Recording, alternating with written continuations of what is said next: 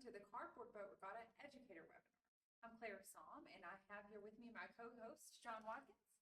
Hi, I'm John Watkins. I'm the Director of Grounds here at Discovery Park, and once a year I get to turn into the Commodore of the Great Boat Regatta here at Discovery Park, which is going on its 12th year. We've been doing this. It's hard to believe we've been doing it this long, and along the way you've gathered so many tips and tricks and so many fun things that you've picked up, and we just can't wait to share it with you all today. So the point of today is to let you know why it's important for your students to participate. If you're an educator listening, or an administrative person in a school system or homeschool group, or if you're looking to get students involved in Cardboard Boat Regatta, we're going to tell you why, how you can do it, because it's not as complicated as it might sound.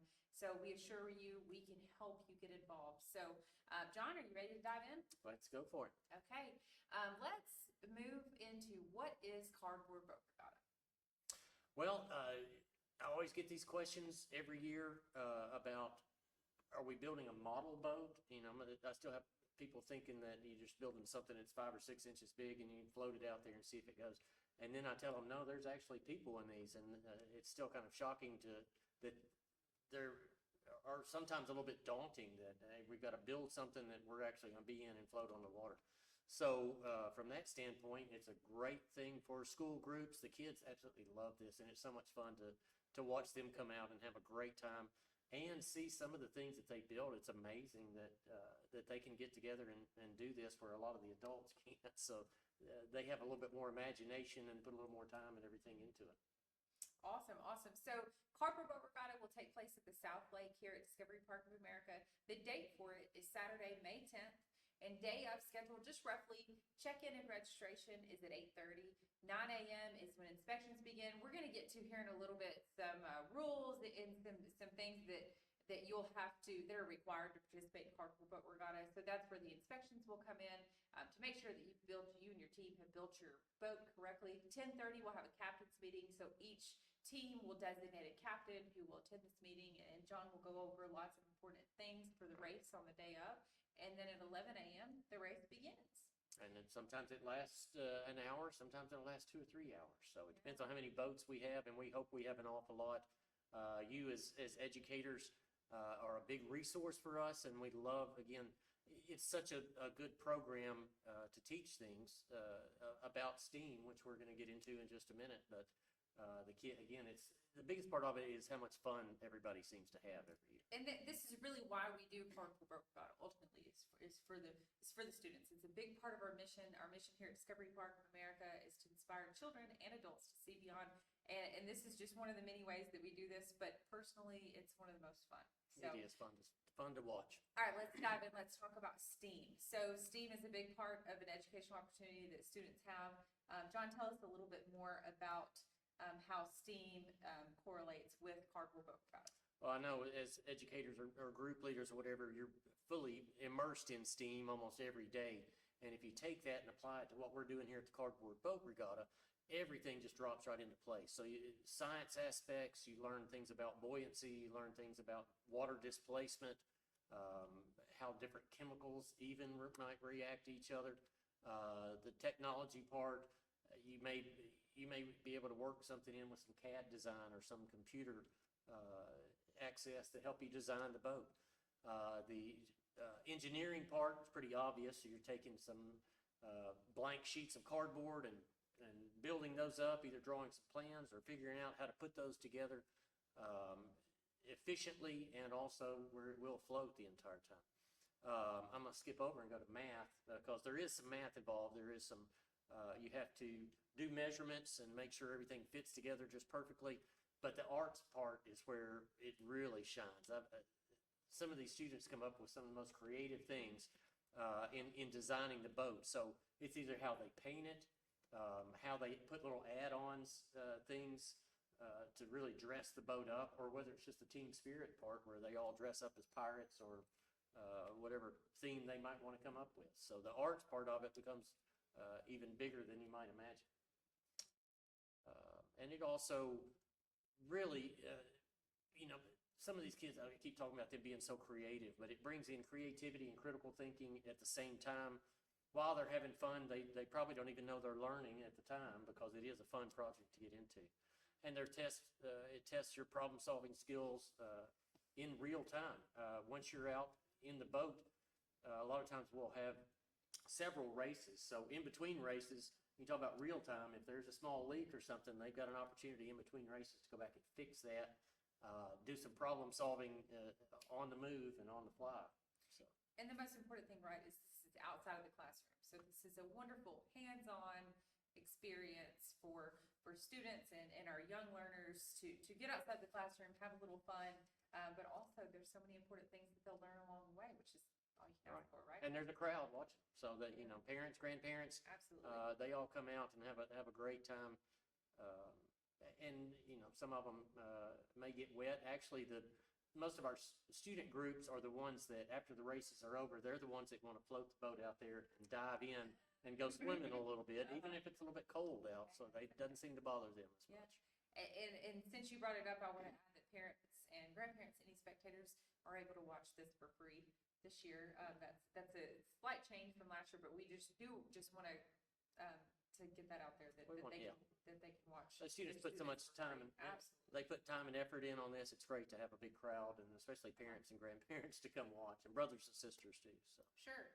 Okay, so let's dive into some tips and tricks. John, you've been doing this a long time. You've gathered up lots of tips and tricks. But you've learned.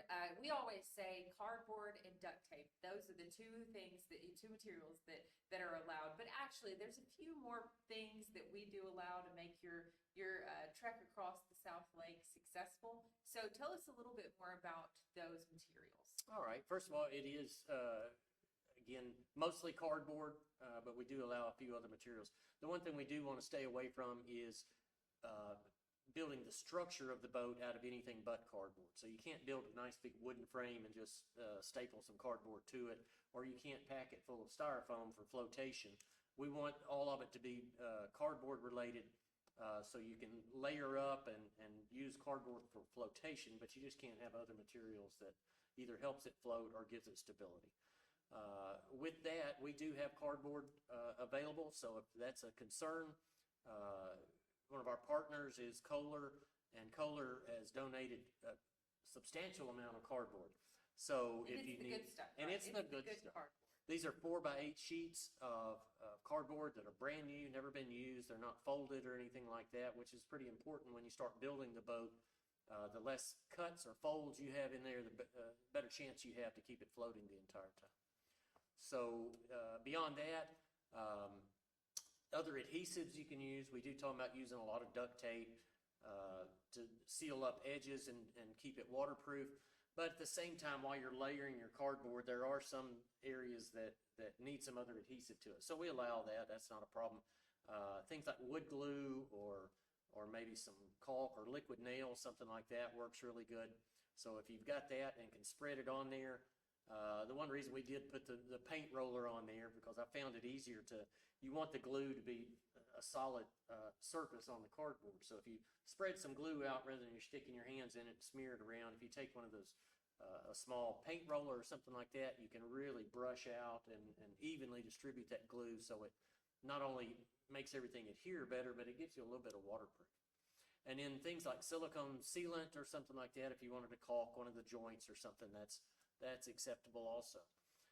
The other thing to think about is when you are gluing these pieces together, you need some way to, while the glue is adhering and setting up, you want some way to keep that together. So have some weights where you can evenly distribute the weight out, or some clamps or something that you can put on there and really help things hold together better. While we do talk about using a lot of duct tape, if you've ever tried to paint on duct tape, you'll notice sometimes that when you paint over it, the duct tape will either start bubbling or it'll lose its stickiness and come off. So if that becomes an issue, you can put the duct tape down, and then they make like a reinforced paper type tape that's used in drywall and different painting projects. But you can take that and put it over the outside of that, and once you paint over it, then it becomes waterproof also.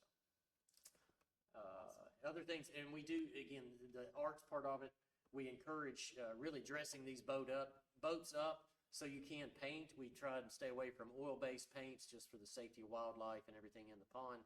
but a water-based latex paint or something. Get as creative as you want, as crazy as you want, or if you just want to paint it white, you can do that also, and that helps make the boat look good for starters, but it also helps seal it up a little bit so water doesn't get through as much. Awesome. Great things. I believe that I could take all these materials and go build a boat myself.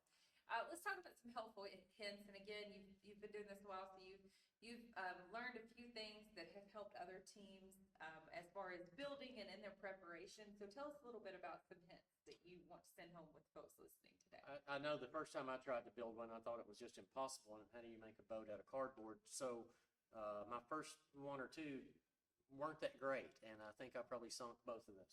But I did learn after looking at other people's boats and how they came up with things. If you can, and again, works great in the classroom because you can do some of this prior to actually building the boat, but build a model. Since our big sheets of cardboard that you're going to be working with are normally 4x8 sheets, if you just take something like a manila folder or even a piece of paper or something and cut it out 4 inches by 8 inches, and from there you can draw out what the shape of the boat needs to be, and you'll figure out ahead of time where folds need to be, where, again, you don't want to cut as much as you can help. But on this little model, I just built something simple and cut out a couple of notches on there where you can fold up, and then did a little bow on the front. And it's just a couple of cuts on there, but there's your basic outline of a boat. So it becomes that easy. And then you take this and transfer it into the larger model, and it helps along with the process and knowing before you get knee deep in it and say, oh, that's not going to work. At least this way you'll have an idea of what's going to happen with it. The other thing is, since we're dealing with cardboard, we use corrugated cardboard, which means corrugated, it's got the little ridges and stuff to reinforce it, and that gives it a pretty good amount of strength. But since you're going to be having people in the boat, and the more people you have in the boat, the stronger it needs to be. So the floor becomes very important. If you just do a single layer of cardboard, usually the first time it gets in the water and somebody steps in it, it'll bend, and all of a sudden you've kind of broken that seal, and that's where water gets in. So if you can layer your cardboard up, doesn't have to be 12 inches thick, but if you can put 3 or 4 layers, it's amazing how strong it becomes. But if we're using corrugated cardboard, you'll see that those little corrugations run in one direction. And when it's in that direction, it folds pretty easy. But if you try and bend the other way, that's where the strength comes in. So in layering, it's kind of like using a sheet of plywood. If you've ever looked at it, a cross section of it, all the different layers of wood in there are offset from each other. So in layering your cardboard, if you'll just take it and run those corrugations in opposite directions, that really becomes a good solid surface. In the long run, it'll make you happy because you won't get as wet. The other thing is, anytime you cut the cardboard, you're opening up a place where water can get in. So we try and fold as much as you can. And a helpful hint on that in folding the cardboard, if you've got some kind of a straight edge or something that you can lay down to make a nice straight line fold on things, and then take something and kind of score, not cutting, but either the back of a screwdriver or a Sharpie or something, just enough to make a little indentation on there, and you've got a nice straight line for that cardboard to bend on, and from there, you just kind of bend it up from that, and then you can do your layering and stuff inside of that. I always think about, I've actually did this one year, but we had a great plan for a boat and began building it, and realized the location that we were building the boat, when we tried to bring it out of the garage, it wasn't quite big enough. So plan ahead for where you're going to build the boat. If you're going to build it in a classroom somewhere, make sure once you get done that you can get it out the door. And that sounds funny, but I've done it personally. So when you don't have to cut your boat, because then that's you'll have to glue it back together and you'll have a moisture problem. You don't want to fold it in half to bring it to the site. The other thing is, if you've got a nice dry place, so obviously you don't want your cardboard to get wet prior to being in the water. But it also helps if it's a dry location, a garage or a classroom or something like that. Whenever you're gluing and painting, it helps that dry so much quicker, and there's not a lot of wait time in between. And then obviously, we love to see creativity. And you and I both have seen some outstanding boats that people have put together. So we actually have a separate award for that that's called the Van Gogh Award, and that's for the most creative boat. Part of it is in the design of the boat, also how the crew interacts with that boat. And again, it doesn't have to be, your decorations outside the boat can be, it doesn't have to be all cardboard, but you get extra points in my book if you come up with some creative things to do with cardboard and decorate the boat with that. That's a good point. So if you're listening, you get extra points. I'm not one of the judges, but I can sway you a little bit. Well, that's really helpful. For if you're listening, this kind of I would imagine that this will help you kind of see what the best way, if you're looking to make a plan with your students or in breaking your students up into different groups or however you or your student organization.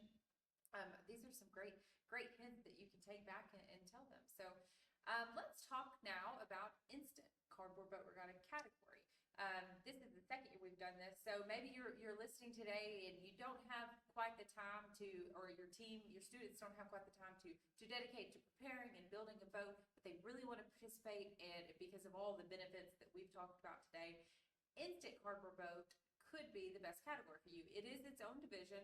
John's going to tell us a little bit more about the rules and how you can participate, but I do want to say there's no pre-registration required. You can just show up on the day of and be ready to go. And we found this is one of the most exciting parts of the race, because if you can imagine, it's hard enough to build a boat ahead of time, but if you've got an hour and a half or so to try and come up with a design, put all this together, and then go out there and make it float, it becomes really fun. And we don't want people to be scared of this or thinking that there's no way that can happen. We provide all the materials for you. So when you show up, there will be cardboard available. We'll have some duct tape. You'll start building it at around 9 o'clock, and hopefully by 10:30 or 11, your boat will be ready to sail. Now, since you don't have as much time to put this together and seal it up and make sure it's completely waterproof, it's not really cheating, but we give you a little advantage on this in that once the boat is structurally built, we give you a sheet of plastic, solid plastic, and you wrap the outside of the boat in the plastic, and that becomes your waterproofing. Now, it still has to be structurally pretty strong, because even though it's waterproof, it will fold in half and you can go under pretty quick. So, but again, we don't want people to think that they don't have the materials or whatever, or I don't know what to bring to this. We'll provide all of that for you. Let me think, what else is involved with that? Again, Claire said this is its own separate category. So some of these other groups that have spent a month or more building a boat and making sure everything's right, it's not fair for the Instant Boat to be in competition with them. So this is its own separate category, and it has its own separate award, which is called the MacGyver Award. And I'm hoping that if you're a teacher or an educator listening today, ask your students if they know who that is or what that's representing. Some people don't remember MacGyver. I grew up with MacGyver, so he could take anything and make anything out of anything. So that's kind of what we're looking at. And again, the creativity, you may not have as much time to decorate the boat, but just being able to come up in that short amount of time, it does take some critical thinking, and it does help if you plan a little bit. If you think you might be interested in this, or if one of your group is building a cardboard boat and everybody can't get in that boat, this gives the other team members an opportunity to, hey, we'll come in and we can still participate a little bit. Yeah, it's a great category. Let's talk a little bit about, we've covered so many helpful tips. We've covered rules. We've talked about a new category. Let's talk a little bit about how you can participate. If you're listening today and you're ready to move forward, and actually, I want to pause real quick. I want to talk about that, but I also want to mention this trophy that we have right here. So our team, this is just an example. This is actually a sample piece that we built a couple years ago for the best shoes award. If you could see that, our president and CEO of Discovery Park, he was big on shoes at the time. So we just had this as a sample. But this is we have several different categories. How many categories do we have? 9? 4, 5.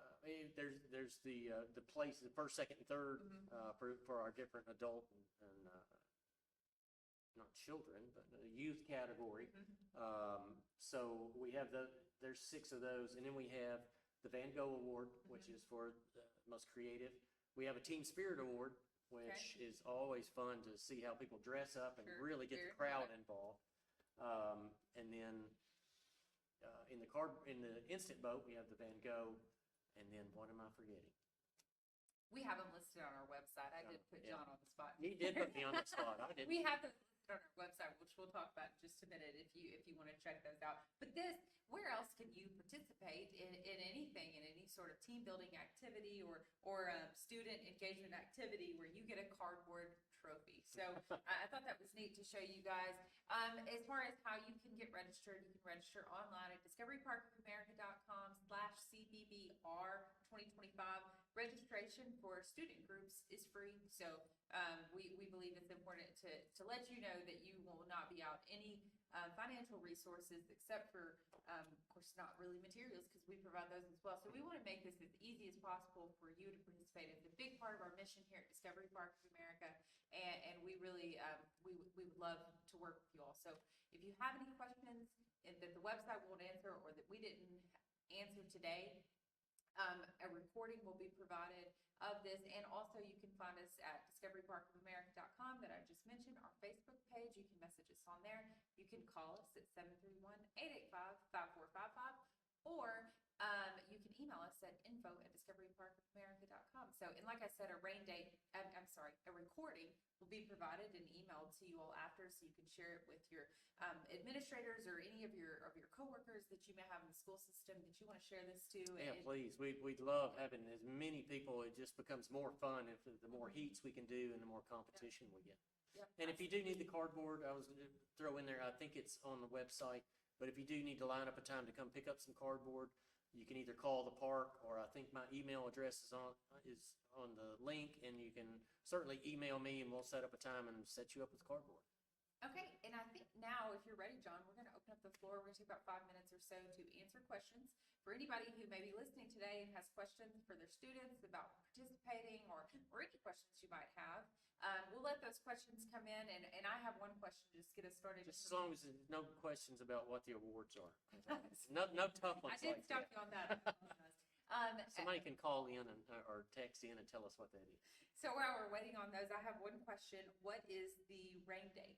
Yes, we are at the mercy of the weather, and we try and stay as safe as we possibly can. So if the weather looks threatening, a little bit of rain doesn't hurt us, but if it's lightning or anything in the area, we're going to say everybody out of the pool, and we will see if we can time it ahead where we can do it a little bit later that day, or if not, we will usually push it back to the following weekend.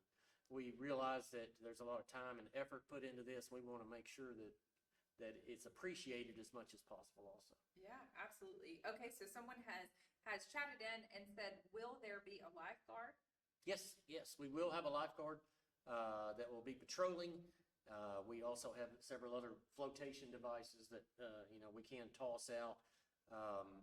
It is required, again, safety is very important. So every member that's going to be actually in the boat needs to provide their own life jacket. Now, the instant boat, cardboard boat, if you have life jackets and you're thinking you're going to participate in that, you can bring life jackets with you. We have a very limited number, but we'll make sure everybody's safe. And there's always team spirit. One of these groups that has another boat, and if they're not racing at the time, they are usually always overly friendly and will let somebody use a life jacket for that. Awesome. Okay, so somebody just asked a really good question. Can we bring our own materials for the Instant Cardboard Boat Regatta building too? I would say we're trying to keep this as even competition as possible. Now, so I would rather use our materials. That way, we're starting off with a level playing field. Now, if you have some decorations, consistency. If you have some decorations or something you really want to decorate the boat a little bit better, absolutely bring those in. But again, it's a little fair since you're going to be racing with each other. If you plan too far ahead and you've got all these outside materials coming in, it creates an unfair advantage to somebody that is just pure spur of the moment. Yeah, that makes sense. I get that. How many people can be in a boat? Oh boy, how many do you want? It ranges anywhere from one person. We at least would rather have one person in the boat. It's kind of hard to sail around there if you don't have somebody in there. Other than that, one of the first boats we built long ago when I was in Georgia, we had I think we either had 9 or 10 people in the boat at one time. this was a behemoth of a boat. You know, we built it so big that it took 4 or 5 people to pick it up, and it wasn't fast, but it was sturdy and lasted for 2 or 3 races, and it never broke down. So part of the planning of that, if you're going to have 5 people on the boat, then it's got to be extra sturdy for 5 people. Sure. So really, there's no limit. No limit. What I'm hearing you say. Okay. And then we love the team spirit. You had 10 or 15 people in there. The team spirit is looking good for you. Absolutely. So another good question: if I join one of my groups of students as their teacher, do we need to pay for their boat/team? As in the educator? No, they would all be. This is a little bit out of my realm, but my understanding, if you're part of the group with the education groups, there is no Yes. entry fee for No those. entry fee for anyone participating with their students. Yeah. Can I bring multiple teams from my school group? Absolutely. Please. As Please many as you would like. It would be really neat to even have, and we have school groups that have done this in the past, church youth groups that know do Right. this. They have their own competition inside their organization. So That gets to be fun. I know it seems like South Fulton and I think Westview or somewhere out of Martin Yeah, had a couple of boats, a couple of teams from the same school, and they were pretty competitive. Yeah. They were trying to sink each other. yeah, South Fulton was the one that didn't they did the fast food ones. Didn't they do the KFC one last year? Oh, I think it was. Yep. I think it was. That was a neat one. So yeah, lots of great questions. Looks like there's a few more coming in, so we'll hang out for just a few more minutes. Lots of great questions. I will, while we're waiting on another one there, I'm going to give one more tip because I see this almost every year with the, when you're building the boat, everybody thinks the sides of the boat have to be this high out of the water. Again, do a little bit of research on that and water displacement. It's amazing. Most of these cardboard boats won't be in the water more than 4 or 5 inches. The problem I usually see is if your side rails are up so high, it is so hard to try and paddle without having to reach all the way out to the water, and that's when the boats usually tip over. So make the sidewalls just as short as you think is safe, Yeah. and it's so much easier to propel along. Oh no, if I'm participating, I do not want to get wet. I want to make sure that That's the fun part. So just for anybody who may be wondering, there was a question in the chat. Oh no. Floaties are not considered a what's the Yeah, right they word? do have to be. Floaties won't work for registered flotation device. We're going to be like the who is it? TRW whatever. TWRA. Yeah, TWRA. So we're gonna enforce that pretty good. It has to be an actual life jacket license, Yeah, registered license. safety is utmost, especially in our student. But if you want to groups. wear those with the life jacket, that's perfect. Especially if they go with your theme. You have like little shark floaties with your, anyways. Do student groups or do we have to have waivers for our students? So there will be waivers provided at registration so that you don't have to, like I said, no pre-registration is required. I think it is included. If you scan this link, I believe it is included in that, and then you'll be able to bring it, or you can just wait until the day of. But if your team builder, if they're not planning on being in the boat, if they're just helping to build, they don't have to have a waiver. But anybody that's going to be in the water needs to have a waiver with them, and we'll have if you those. even think you might, Yeah. just go ahead and sign a waiver. Yeah, if you're going to think you might be in the instant boat, just go ahead and fill one out. Someone has requested for Discovery Park to have a team participating. So There you go. You said you could build one. So we did that the first couple of years. It seems so hard, and I understand how a lot of other businesses feel. It takes a good amount of time to do that. And I've still got a couple of my people on my crew that said they may want to do that. We built a big, huge Viking ship the first year, and it was great. It was a lot of fun to build, but yeah, we just might. You never know. No. You never know. Maybe the market. put some pressure on. Yeah. For my team listening, they may be getting a new assignment. Okay, awesome. Well, if no one has any more questions, I think we're almost right at the 30-minute mark. So we will. I think we'll end here, and you know where to find us. I think we went over that. So be sure to look us up on Facebook. If you have any more questions, call us, email us, and we hope that we will see you on race day on Saturday, May 10th. Ahoy.